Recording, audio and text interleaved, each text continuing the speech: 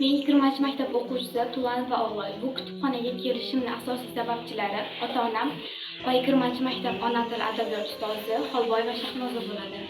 Bu kutubxonaga shu yil 2025-yil birinchi marta Sutbiya xonim tavalludi asosida tavalludimda zakovat bo'lib o'tgan. Shu zakovat asosida kelib qolganman.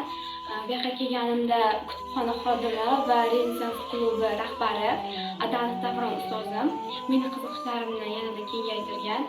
Men kelganimga 3 oy bo'lgan bo'lsa, shu 3 oyning ichida 20 ta kitob o'qiganman. 7-sinf o'quvchisi Tugalov Abdurazzoq 20-maktab o'quvchisi Mirzacho'l tuman axborot kutubxona markaziga kelganimga 2025-yil birinchi marta Zulfiya tavallud topgan kunida kelganman.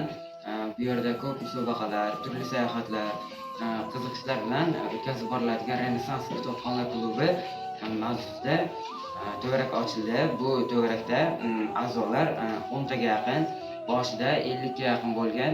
Hozirda yosh kitobxon tanloviga tayyorgarlik bo'lyapti. Unda 40 ta kitobdan hozircha 10 tasini tugatib bo'ldik.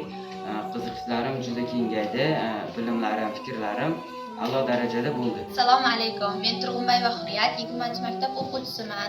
Men hozirda Mirzacho'l tuman axborot kutubxona markazida Renessans kitobxonlar klubi a'zosiman. Men Zuka kitobxon ko'rik tanloviga kitoblar tanlashga ko'p kelib turardi va avvaldan bu yerda a'zo edim.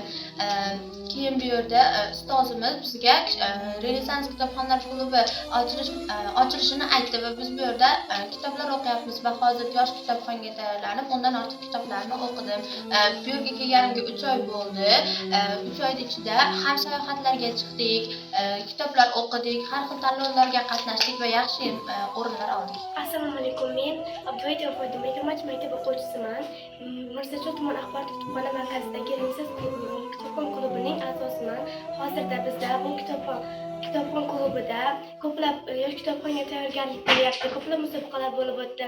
Bunda faxrli birinchi o'rinlarni oldim va bu kitobxon faqat kitob o'qish uchun emas, balki sayohatlar va bizning bilmagan, ko'rmagan joylarimizga olib borib ma'lumotlar va tanishtirish, tajribalar oldik. Biz bu yerda o'zimizga yuqori maqsadlar va katta maqsadlar qo'ydik. Hozirda men o'zimga maqsad qo'yganlarimdan biri yosh kitobxonda faxrli birinchi o'rinni olishni oldimga maqsad qo'yganman.